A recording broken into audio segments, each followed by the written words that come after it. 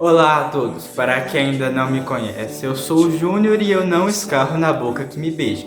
No vídeo de hoje iremos falar sobre alguns dos principais autores do pré-modernismo.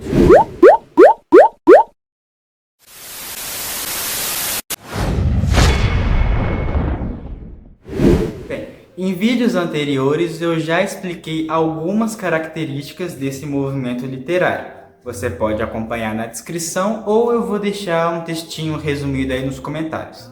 Por causa disso, essa aula vai ser dedicada a falar especificamente daqueles 4 que o Fernando disse que vai cair na prova dele.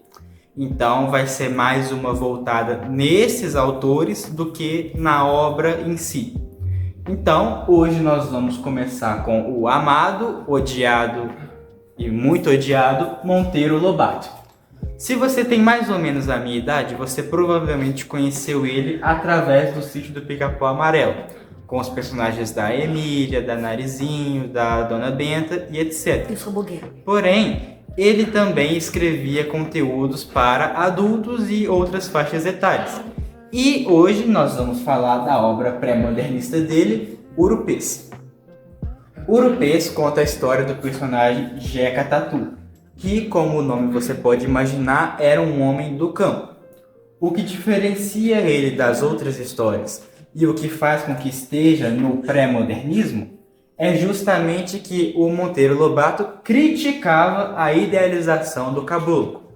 Como você deve se lembrar, o pré-modernismo é uma leitura principalmente de crítica. E no que sentido? O caboclo, ele era idealizado geralmente como um cara muito forte, rico, ali com uma certa conexão à natureza, cheio de cabeças de gado, com fazendas imensas e coisas e tal. Porém, nem todos eram assim, obviamente. E o nosso querido Jeca Tatu é extremamente o oposto de tudo isso.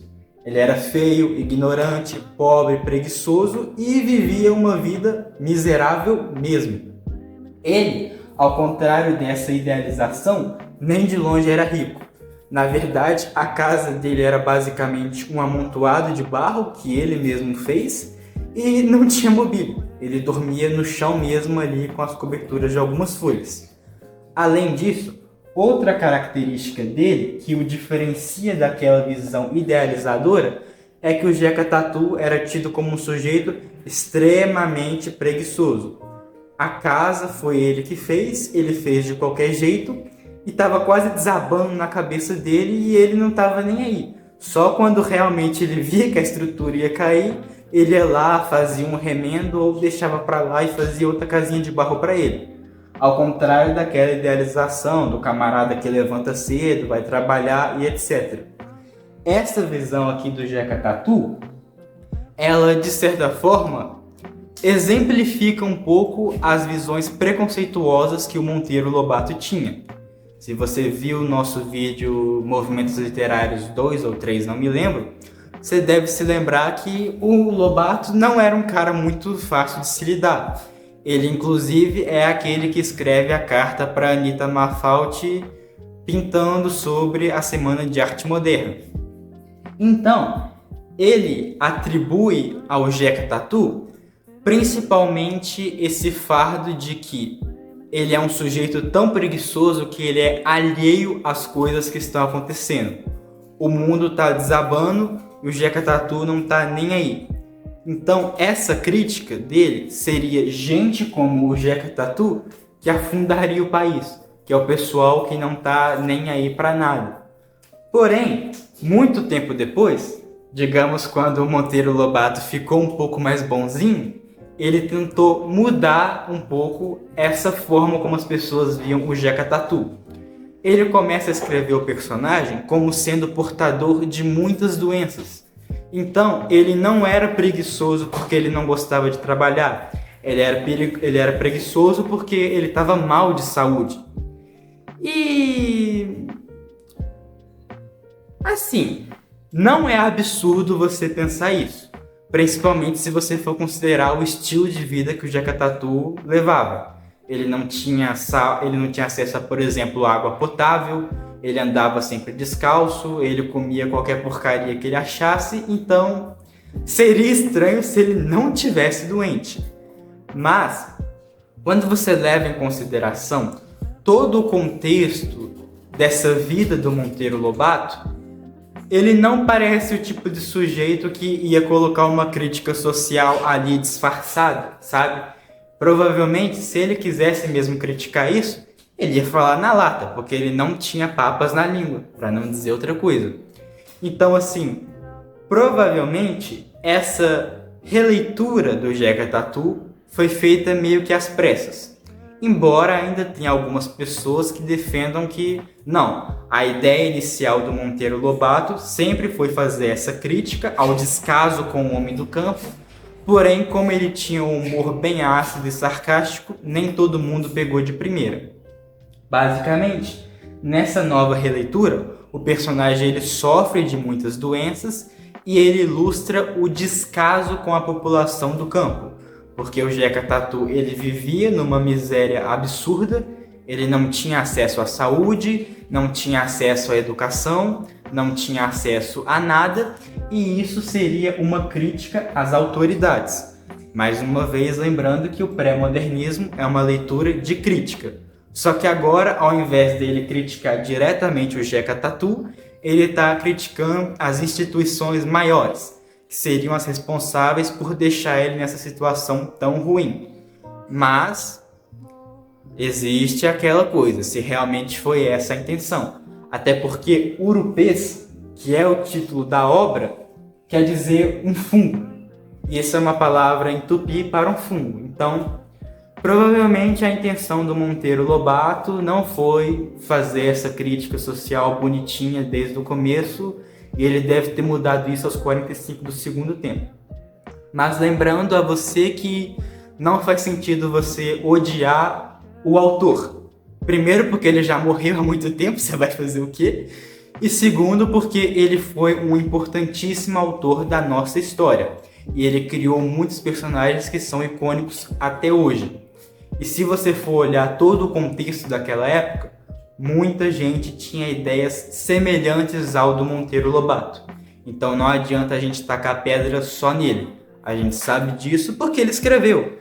Mas basicamente essas coisas preconceituosas que ele escrevia e falava era o que muita gente pensava e agia. Pelo menos ele ali mais perto do fim da sua vida aparentemente pensou um pouco melhor sobre essas suas atitudes. Bom, seguindo, agora vamos falar de Euclides da Cunha com a sua obra Os Sertões. Essa obra descreve principalmente os horrores da Guerra de Canudos, que é um evento que vai ter um próprio vídeo aqui no canal. Assim que eu fazer tudo que eu já prometi. Em resumo, essa obra pode ser dividida em 3 partes: o homem, a terra e a luta. O homem se refere ao povo daquela região, a terra, as belezas naturais daquela religião, e a luta, a Guerra de Canudos em si. Por causa dessa variedade, é uma obra muito importante em vários campos, como a antropologia, a sociologia, a geografia e a história. Por causa de todas essas partes que, juntas, não só se complementam, como também explicam coisas de áreas separadas. Então, começando aqui a falar, por exemplo, sobre a parte do homem, como que o Euclides da Cunha ele descreve o povo daquela região? Olha, é com uma visão um tanto quanto preconceituosa. Por quê? Ele descreve aquele povo, né, principalmente os mais pobres, que foi o que ele teve mais contato, como uma gente feia, preguiçosa, torta, sem educação, sem higiene, fedida, tudo de ruim possível. Mas, ao mesmo tempo, ele exalta a coragem do povo ao lutar contra as injustiças que estavam acontecendo nesse período da guerra. Por isso que ele descreve o sertanejo como um Hércules Quasímodo. O que seria isso? O Hércules é um personagem que é um semideus poderoso e divino, enquanto o Quasímodo é o personagem principal de O Corcunda de Notre Dame, que é o Corcunda de Notre Dame. Então, basicamente, segundo ele, o sertanejo seria tudo isso de ruim, mas quando necessário, esse sujeito ele virava um titã e conseguia lutar pelos seus direitos, assim como ele narra no livro. Por causa disso, a linguagem do livro é um tanto quanto preconceituosa, principalmente para os nossos padrões. Então, se você tem interesse de ler a obra, leia com isso em mente, porque senão você pode se assustar um pouquinho. Com a parte da Terra, eu não tenho muito o que falar. Basicamente, ele descreve as belezas naturais da região, a geografia local, as plantas, os animais, o clima e etc. E a parte da luta, ele descreve o conflito. Justamente essa parte que deu problema, porque ele, como sendo um jornalista, digamos que ele viu demais e isso aqui quase que não saiu. Atualmente, a gente imagina que ele conseguiu publicar isso por causa justamente daquela linguagem mais ou menos preconceituosa dele. Como aquilo era normal na época, meio que esse livro passou batido. Possivelmente o pessoal olhou e achou que era só um livro ali falando mal do nordestino, quando na verdade ele é o principal relato da Guerra de Canudos. Principalmente porque se o Euclides não estivesse lá, provavelmente a gente não ia saber muito sobre esse conflito. Então, mais uma vez, destacamos a importância disso aqui em todas essas áreas do conhecimento, principalmente da história, porque o relato dele é um dos mais confiáveis. A seguir, vamos falar de mais um. Seguindo, vamos falar de Lima Barreto com a sua obra O Triste Fim de Policarpo Quaresma. Ele traz a história de Policarpo Quaresma, como você bem deve pensar, que era um sujeito extremamente nacionalista.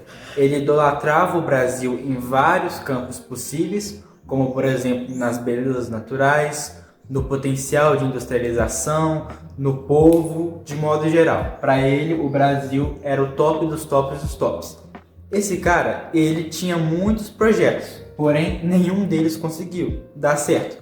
Por exemplo, ele queria implementar aqui a língua oficial o tupi, a língua indígena. Ele queria tirar o português, porque, segundo ele, até o nosso idioma era influenciado pelos países estrangeiros. Tá certo que o português brasileiro não é igual ao português de Portugal, mas uma língua deriva da outra. Ele não conseguiu isso. Ele também tentou plantar, ele comprou um sítiozinho ali para sobreviver da agricultura, porque segundo ele, como o Brasil era o mais top, aqui todas as terras eram férteis. Ele comprou esse sítio, gastou um bom dinheiro preparando a terra, mas ele também não teve êxito nisso. Por fim, ele acabou sendo preso pelo Marechal Floriano e condenado ao fuzilamento.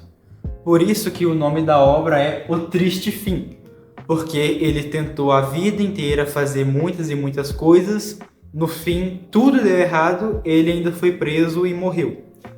Então, essa obra, primeiro, provavelmente é uma crítica ao nacionalismo exacerbado, mas também pode ser sobre as injustiças sociais. Esse Lima Barreto era um homem negro e, segundo ele próprio, sofria muito preconceito. Inclusive, isso acarretou ao seu problema de alcoolismo, que mais tarde causou a sua morte. Mas essa obra aqui, ela aborda muito as injustiças sociais, porque é esperado, quando se lê uma obra, que o protagonista ele tem o objetivo dele e ele consiga atingir isso ao longo do tempo. Para o Policarpo não foi assim. Absolutamente tudo que podia dar errado, deu.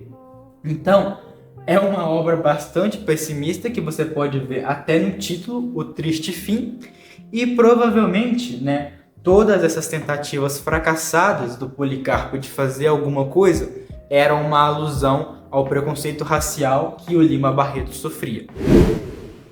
Bom, chegamos ao último autor que você precisa saber para fazer a prova, Augusto dos Anjos. Esse autor é único, pois as suas escritas se enquadram em vários movimentos literários diferentes. Seu principal livro, Eu, era um livro de poesias que tinha características melancólicas e pessimistas, ao mesmo tempo que usava termos científicos e considerados um pouco nojentos. Por isso, a poesia dele não era compreendida por todos, uma vez que continha palavras que muitas vezes não estavam presentes no vocabulário geral ou que simplesmente não eram comum em poesias. Essa abordagem um pouco mais sombria, digamos assim, provavelmente foi inspirada de livros de ficção científica, como o caso do Frankenstein, por exemplo, que é o nome do cientista, não do monstro. Além do que, como sempre aqui, ele também faz críticas sociais, principalmente no que diz respeito à vida, o que ela vale e as relações. Aquela frase do início do vídeo, escarra na boca que te beija, é dele. Inclusive, mais uma vez, reforçamos aqui o uso desses termos meio nojentos, digamos assim. Bom, encerramos aqui esta aula dos movimentos literários, com um foco especial no pré-modernismo e nos autores que vão ser cobrados na prova. Como sempre, na descrição você encontra material complementar além das nossas fontes, e qualquer dúvida pode entrar em contato com a gente através dos comentários do YouTube ou do meu contato pessoal. Obrigado por assistir e até a próxima!